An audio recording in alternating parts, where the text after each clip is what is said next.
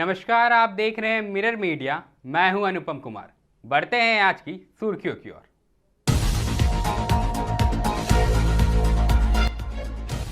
बरबड्डा में शमशान घाट की जमीन पर भूमाफियाओं की नजर, ग्रामीणों ने उपायुक्त से की शिकायत।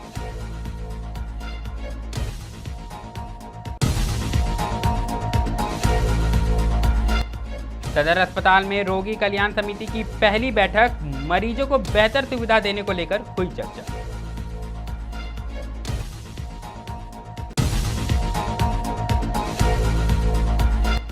बोकारो पुलिस ने बाइक चोर गिरोह का किया पर्दाफाश। बाइक चोर गिरोह में शामिल नाबालिग संदिग्ध के निशानदेही पर 11 बाइक बरामद।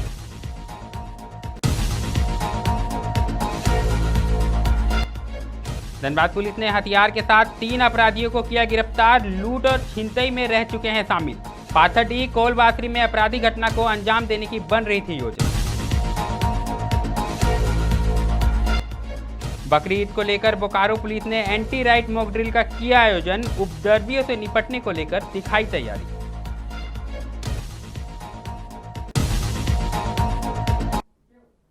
अब खबरें विस्तार से। सबसे पहले बात करेंगे धनबाद के बरबड्डा थाना क्षेत्र के, जहां नवाडीह कसियाटांड़ बड़ा पिछड़ी गांव में सरकारी जमीन पर भूमाफियाओं की नजर लग गई है। स्थानीय ग्रामीणों ने आरोप लगाया है कि यह जमीन सदियों से शमशान घाट के रूप में उपयोग होती आ रही है, लेकिन अब भूमाफिया यहां पेड़ों की कटाई कर जमीन पर जबरन कब्जा करने की कोशिश कर रहे हैं। वहीं शुक्रवार को बड़ी संख्या में ग्रामीण शिकायत लेकर डीसी कार्यालय पहुंचे और उपायुक्त से मामले की शिकायत की और तत्काल हस्तक्षेप कर जमीन को भूमाफियाओं से बचाने और पेड़ की कटाई को रोकने की मांग की गई।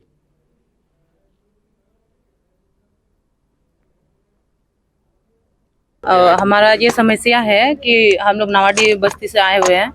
हमारा जो शमशान घाट है उसमें बहुत से दलाल हैं जो कि भूमि माफिया जो उस पे कब्जा करे हुए हैं। तो बस वही सिलसिला में आए हुए हैं यहाँ पे सर से। किसका जमीन पर कब्जा कर रहे हैं? हमारे यहाँ नहीं, वो किसी का ही मतलब नहीं किसी का है सरकारी नहीं, किसी का है नहीं, मतलब पूरा गांव का ही है। सरकारी जमीन है जहाँ पे पूर्वजों से यहाँ पे हम लोग घेराबाद जमीन है। वहाँ पे हम लोग वहाँ पे जो मतलब देत उत होते हैं तो सारा चीज वहीं पे होता है, सारा कार्यक्रम। किसके द्वारा किया जा रहा है? ये जो है माफिया है। क्या नाम? नाम तो नहीं, नाम नहीं जानते। टिकट महतो है और हैं और 2-4 शामिल है इसमें। मिले बाइक से? हाँ, मिल के आ गए हैं। उसने हमें आश्वासन दिया है कि ये काम रोका जाएगा और आगे का कार्रवाई करेंगे। कब से चालू है कब्जा? ये हाँ, ये 2023 से स्टार्ट हुआ है। ठीक है, तो उस टाइम भी हम लोग यहाँ पे आए हुए थे, सर से भेंट किए हैं। तो भी इन लोग है कि क्या बोलते हैं, बाउंड्री वाउंड्री लगा दिए थे। तो फिर उस टाइम हम लोग रोक लगाए थे। ठीक है, उसके फिर वहाँ जो पेड़ उड़ लगाए हुए सरकारी लोग पेड़ लगाए, तो उन लोग क्या किए हैं ना कि उसको कटवाने का आदेश ले लिए हैं और अभी वो कटवा रहे हैं। देखिए, हम लोग वो सरकारी जमीन है और हम लोग पूर्व से वहाँ पर हम लोग दफना रहे हैं। उसको दफनाते के लिए फॉरेस्ट डिपार्टमेंट जो गाछ लगा दिया है, गाछ लगाने गाछ तो बढ़ गया है। आपका क्या माफिया लोग वो लोग गाछ काट रहा है, तो काट लिया। हम लोग थाना में रिपोर्ट दिए तो थाना वाला कोई सुनवाई कार्रवाई नहीं करता है, तो नहीं करते, इसीलिए हम लोग कोई आए हैं तो सर ऐसे ऐसी बात है, देखिए हम लोग इतना लगता है नहीं कुछ करता है। तो हम लोग यहाँ भेंट किए तो बोलता है कि ठीक है हम भेजते हैं, रुकवाते हैं काम को। हाँ, और दलाल थाना में हम जाते हैं, हम लोग थाना कोई सुनवाई नहीं होता है। हाँ, और सरकारी जमीन है। ये किस जगह पे सरकारी जमीन है? आपको देखिए कसियाटांड़ बड़ा पिछड़ी, कसियाटांड़ बड़ा पिछड़ी है। मौजा नंबर 86 है। वहाँ पर हम लोग को वहाँ शमशान घाट है। हाँ, वहाँ पर हम लोग दफनाते हैं और माफिया लोग आता है। कौन है माफिया का नाम जानते हैं? माफिया लोग देखिए, वो लोग माफिया है, देखिए टिकट महतो और सब उसका भाई हुआ है। हाँ, वो सब मतलब ये करवा रहा है। टिकट तो कहाँ रहते हैं? वो कसियाटांड़ में रहता है। क्या ये सरकारी जमीन पे जो कब्जा हो रहा है, वहाँ वन विभाग पहले से ही पेड़ उसमें लगा चुका है? हाँ, लगा चुका है। उस पेड़ों को काटा जा रहा है। तो आप लोगों ने उपायुक्त से भी मुलाकात किया है, तो क्या कुछ उन्होंने कहा? वो बोला ठीक है हम उसको रुकवाते हैं। बोला ठीक है रुकवाते हैं, हम लोग से रुको, वही बोल करके हम लोग निकले। तो सभी गाँव वाले आप लोग आए हैं? सब अगली खबर भी धनबाद से आई है, जहां सदर अस्पताल में रोगी कल्याण समिति का गठन हो जाने के बाद आज जिला परिषद अध्यक्ष शारदा सिंह की अध्यक्षता में समिति के सदस्यों के साथ पहली बैठक आयोजित की गई। जीप अध्यक्ष इस समिति के पदेन अध्यक्ष होते हैं। समिति के सदस्यों में ADM, law and order, SDM, civil surgeon एवं अन्य चिकित्सा पदाधिकारी समेत कुल 18 सदस्य मौजूद रहे। बैठक में रोगियों के कल्याण के लिए व्यापक रूप से चर्चा हुई। इस दौरान अस्पताल की व्यवस्था को सुधारने और कई लंबित कार्यों पर भी चर्चा की गई। चिकित्सा संसाधनों को बेहतर करने, उसे सुचारू रूप से चलाने पर भी विशेष बल दिया गया। साथ ही डॉक्टरों की नियमित उपस्थिति, ओपीडी सेवा, इमरजेंसी सेवा आदि को सही तरीके से रोगियों की सेवा में लाने पर भी चर्चा की गई।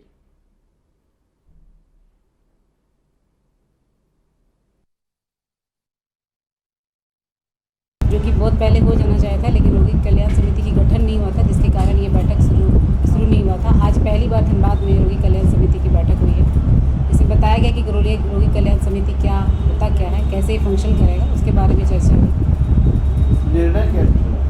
निर्णय लिया गया कि रोगी के कल्याण के लिए काम, रोगी कल्याण समिति है तो रोगी के कल्याण सदर अस्पताल में जो भी आए दिन अखबार में जो चलता रहता है या फिर यहाँ के हॉस्पिटल विवादित रहता है या फिर कुछ डॉक्टर्स इन्वॉल्व रहते हैं, वो सब सही ढंग से चले। यहाँ पे जो भी पेशेंट आए वो अपना इलाज बेहतर तरीके से कराए और संतुष्ट होकर यहाँ से ठीक होकर के जाए। बेहतर इलाज के लिए क्या क्या?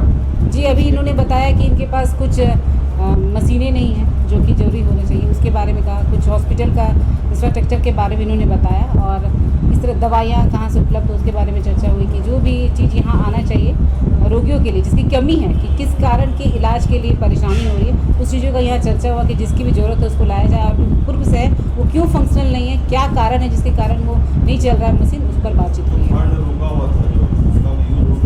जी, अब रोगी कल्याण समिति का गठन हो गया है तो उसमें जो कुछ फंड रुके हुए थे, जैसे आयुष्मान फंड था, एक मुख्यमंत्री योजना का फंड था जो रुका हुआ था, जिसको अब हम लोग विस्तार से खर्च कर सकते हैं। वो तो एक एग्जैक्ट अभी हम लोगों ने पता नहीं बताया कि फंड रुका हुआ है। हमको लगता है हर साल आ रहा होगा फंड, तो 3 साल का कुछ फंड होगा जिसको हम लोग हॉस्पिटल को सही ढंग से चलाने के लिए उपयोग में लाएंगे। आयुष्मान भारत को भी बताया कि जी, उसके बारे में है कि आयुष्मान से भी जो फंड आता है उसको हम लोग अब रोगियों के इलाज के लिए, अब यहाँ हॉस्पिटल के किसी चीज़ों के लिए कमी के लिए अगर ज़रूरत है उसके लिए हम लोग खर्च कर सकते हैं और जो हॉस्पिटल की सामान चाहिए उसके लिए ला सकते हैं, खरीदारी हो सकती है उससे।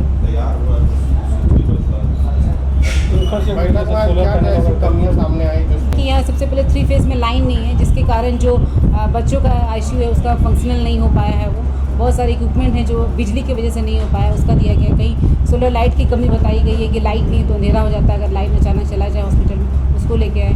जनरेटर का कुछ है मामला है, कुछ जो अभी कोरोना के टाइम में जो ऑक्सीजन के लिए आया था एनएससी, उसकी वो लाइन सही ढंग से नहीं रहने के कारण उसको जो चीज़ चाहिए उसको सर्कुलेट करने के लिए, चलाने के लिए वो नहीं उपलब्ध है, जिसके कारण वो फंक्शनल नहीं है, ख़राब पड़ गया। उसको लेकर के यहाँ पे रखा गया है। कुछ बिल्डिंग को लेकर के था मामला कि बिल्डिंग की बाउंड्री वॉल्स नहीं है सदर में, या फिर गेट सुचारू रूप से नहीं खुल पाता है, जो भी इनका था उसके बारे में भी जी प्राथमिकता रखा जाए कि जिससे कोई भी लोग आया बिना इलाज का यहाँ से नहीं लौटे। जिस इलाज के लिए सबसे पहले उसमें ध्यान दिया जाएगा कि जो भी यहाँ पे मशीन है वो सुचारू ढंग सही ढंग से स्टार्ट हो पाए। जो मशीन हम लोग को ख़रीदना है और उसके कारण परेशानी हो रहा है उसको ख़रीदारी होगी, उसके बाद बाकी चीज़ों की। यहाँ कहा गया कि हॉस्पिटल डॉक्टर के बैठने के लिए भी प्रॉपर जगह नहीं है, जिसके कारण यहाँ डॉक्टर नहीं रहता, तो सब चीज़ों पर ध्यान दिया जाएगा और उस पर काम किया जाएगा। अभी उसका भी बारे में हुआ है कि भी डीएमएफटी से तो डॉक्टर तो नहीं, क्योंकि वो तो सरकार सब नहीं कर पा रहे, लेकिन जितना है उसमें हम लोग चलाएंगे काम। उन्होंने बात किया कि बायोमेट्रिक लगाया जाए कि सभी लोग डॉक्टर समय पे आए, और अभी एडीएम साहब ने कहा कि एक मशीन आते है, अगर उस अलार्म आती है कि अगर डॉक्टर सही पे एक जगह नहीं इकट्ठी है तो अलार्म बजने लगेगा, जिससे पता चलेगा कि ये डॉक्टर नहीं आए या फिर इतने लोग कम हैं, तो कहीं ना कहीं उसमें बेहतर होगा। और मुझे आशा नहीं पूरी उम्मीद है डॉक्टरों से कि वो समय पर आएँ और अपना समय दें। सब लोग को भी है कि उनको देखिए कुछ उनका पेमेंट का प्रॉब्लम था कि जो उन्हें प्रोत्साहन राशि दी जाती है यहाँ मरीज लाने के लिए, वो उनको यहाँ से नहीं मिल पाता समय पर, जिसके कारण वो लोग यहाँ नहीं आते हैं, पीएमसीएच चले जाते हैं। तो उसका भी 9 तारीख को एक बैठक है जिसमें ये आदेश दिया जाए कि आप यहाँ आएँ और उसको देखा जाएगा कि उनका इवन 5 डेज़ या 10 डेज़ रहता है, उसके अंदर उनका पेमेंट हो जाए, ताकि सैया जो है पेशेंट को यहाँ लेकर आए। यहाँ के डॉक्टर अगर पीएमसीएच रेफर करते हैं तभी मरीज पीएमसीएच। सदर अस्पताल तो अभी ये समिति रोगी कल्याण समिति अलग अलग बेसिस पे टायर पे बने हैं। जैसे यहाँ पे जिला स्तर पे हम लोग काम करेंगे, प्रखंड स्तर में प्रमुख के हिसाब से करना है, पंचायत स्तर में मुखिया के हिसाब से करना है। ये मॉनिटर हम लोग करेंगे, बाकी सभी स्तरीय से चलेगा और इसका विस्तार किया जाएगा, ताकि जो सरकार की उम्मीद है हॉस्पिटल को लेकर के, जो गरीबों के लिए, यहाँ की जनता के लिए जो करना चाहते हैं वो सुचारू रूप से हो, और धनबाद की जनता को जो हॉस्पिटल सदर हो या फिर प्रखंड स्तरीय हो उसको सुधार मिले, और जिस उम्मीद से वो हॉस्पिटल है वो उम्मीद उनकी पूरी हो, उनका इलाज बिल्कुल होगा। हम लोग का प्रयास रहेगा कि हर जो भी हॉस्पिटल से रिलेटेड जो सुविधा है उसको दुरुस्त करें और उसको लाएँ, धरातल पे लाएँ, और रोगियों को उससे कल्याण हो सके, क्योंकि इसका नाम ही रोगी कल्याण समिति है। तो मैं करती हूँ अपने पूरे सदर की टीम से भी आशा करूँगी, CS से भी, कि सभी लोग इसमें मिलकर के अपने भागीदारी निभाएं और रोगियों की कल्याण के लिए काम करें, जो उम्मीद सरकार लेकर के चली है, जिसके लिए गठन है। अब रुख बोकारो का करेंगे, जहां बाइक चोर गिरोह के खिलाफ पुलिस को बड़ी सफलता मिली है। गुप्त सूचना पर कार्रवाई करते हुए सिटी DSP ने गठित टीम द्वारा एंटी क्राइम चेकिंग अभियान चलाया। इस दौरान सेक्टर 4 से शिव कुमार को गिरफ्तार किया गया। पूछताछ में उसने चोरी की बाइक के बारे में महत्वपूर्ण जानकारी दी। पूरे मामले पर जानकारी देते हुए बोकारो SP हरविंदर सिंह ने बताया कि गिरफ्तार शिव कुमार की निशानदेही पर उसके साथी पांडु मुंडा और एक नाबालिग को चोरी की गई बाइक के साथ हिरासत में लिया गया है। दोनों की निशानदेही पर शहर के विभिन्न स्थानों से कुल 11 चोरी की बाइक भी बरामद की गई है। यह दोनों सेक्टर 4 के सिटी सेंटर में फुटपाथ पर रहते हुए बाइक चोरी की घटनाओं को अंजाम देते थे। इनका पूर्व में भी आपराधिक इतिहास है। फिलहाल गिरफ्तार किए गए आरोपियों से पूछताछ जारी है।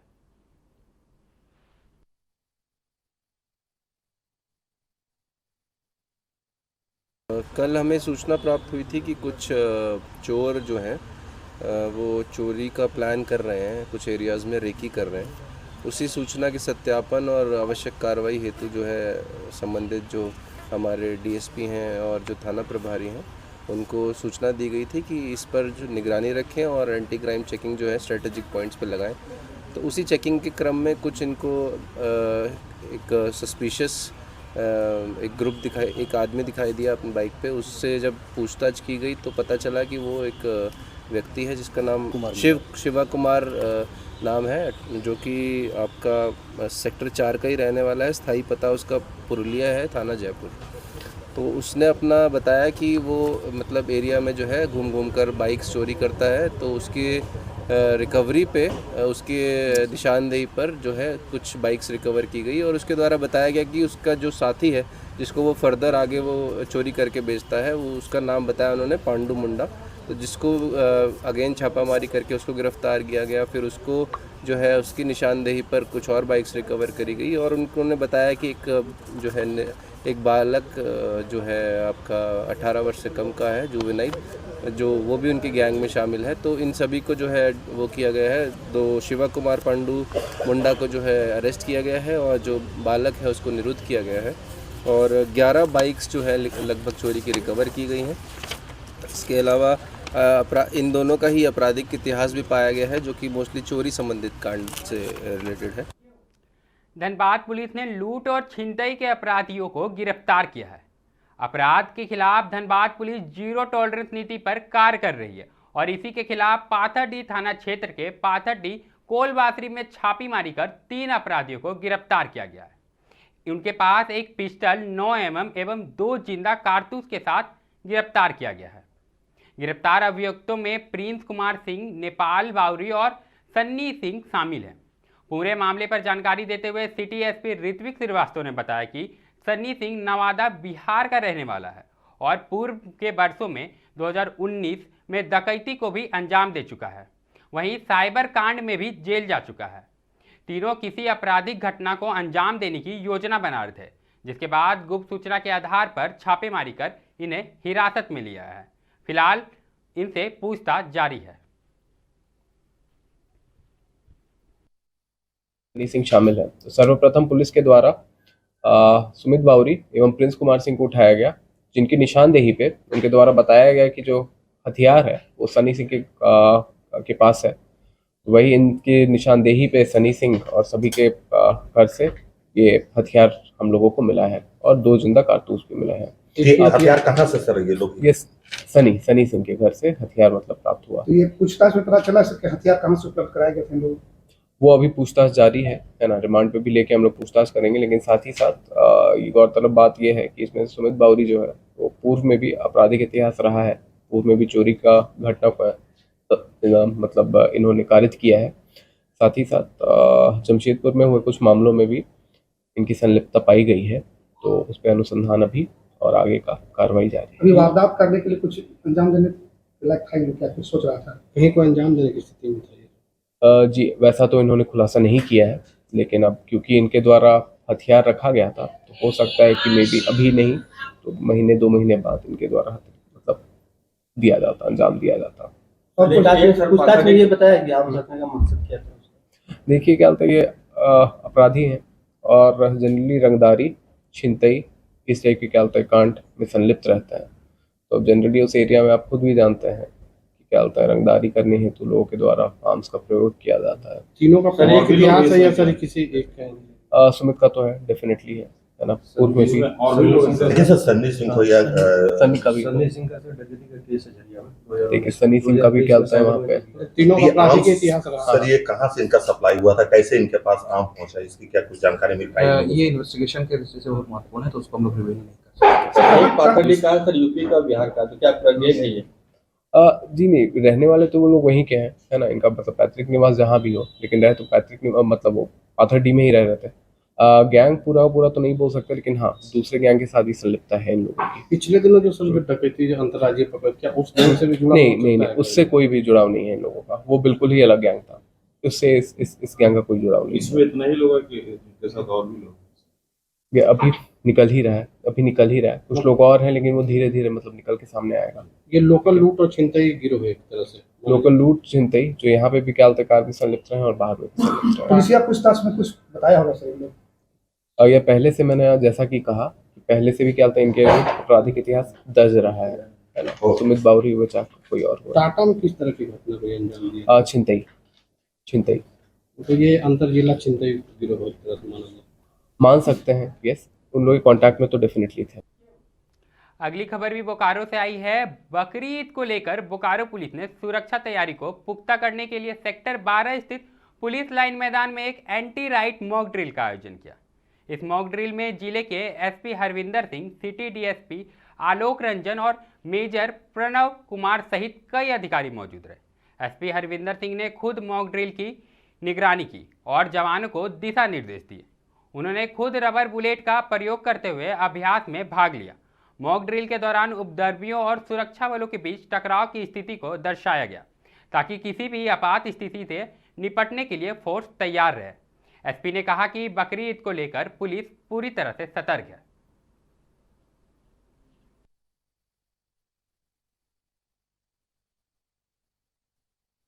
के दिन तो त्यौहार जो है शांतिपूर्वक निकले, जिनका त्यौहार है, कोई उपद्रवी जो है किसी प्रकार की दुर्घटना या इस तरह का किसी चीज़ को मिसचीफ को प्लान कर रहा हो तो उसको कैसे टैकल करना है। यदि कोई दंगा या उपद्रवी लोग इकट्ठा होकर किसी तरह का इस तरह की law and order situation create करते हैं तो उसको कैसे टैकल करना है, उसके लिए एक प्रिपेयर्डनेस ड्रिल जो होती है, राइट कंट्रोल ड्रिल, वो एक मॉक ड्रिल आज की गई पुलिस लाइन में। काफ़ी सफलतापूर्वक रहा ये जो आज का मॉक ड्रिल था। और हमें लगता है यदि इस प्रकार की कोई घटना या कोई स्थिति उत्पन्न होती है तो हमारी जो टीम्स हैं वो पर्याप्त मात्रा में ट्रेंड हैं और वेल इक्विप्ड।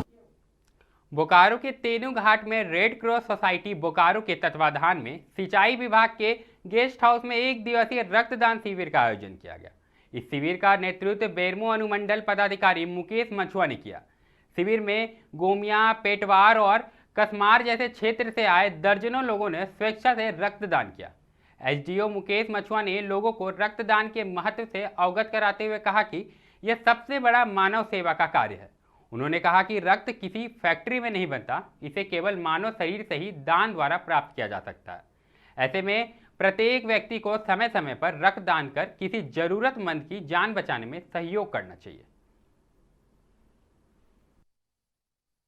आज तेनुघाट के सिंचाई भवन में सरकार के निर्देशानुसार, उपायुक्त बोकारो के निर्देशानुसार रक्तदान शिविर का आयोजन रेड क्रॉस सोसाइटी के सदस्यों के सहयोग से हो रहा है। और हम इसमें देख रहे हैं कि हमारे सभी प्रखंड विकास पदाधिकारी, अंचलाधिकारी, थाना प्रभारी की जो भी मानव बल हैं, उन सभी के सहयोग से हम लोग आज इस कार्यक्रम को बेहतर कर रहे हैं। अभी देख रहे हैं कि अभी हम लोग 70 यूनिट रक्तदान अभी से हम लोगों ने संग्रह कर लिया। आप सभी जानते हैं कि रक्त को कोई प्रयोगशाला में नहीं बनाया जा सकता है, उसे केवल संग्रह करके ही मानव पीढ़ी को बचाया जा सकता है। तो इसी कहावत को चरितार्थ करते हुए हम लोगों ने सभी के सहयोग से ये अभियान को बेहतर करने का कोशिश किया है। रक्त बहुत जरूरी है और रक्तदान करने से ब्लड प्रेशर, हार्ट अटैक और शुगर का बीमारी खत्म हो जाता है। खबरों के दौर में फिलहाल इतना ही। ऐसी तमाम खबरों से हम आपको अपडेट कराते रहेंगे। देखते रहें मिरर मीडिया।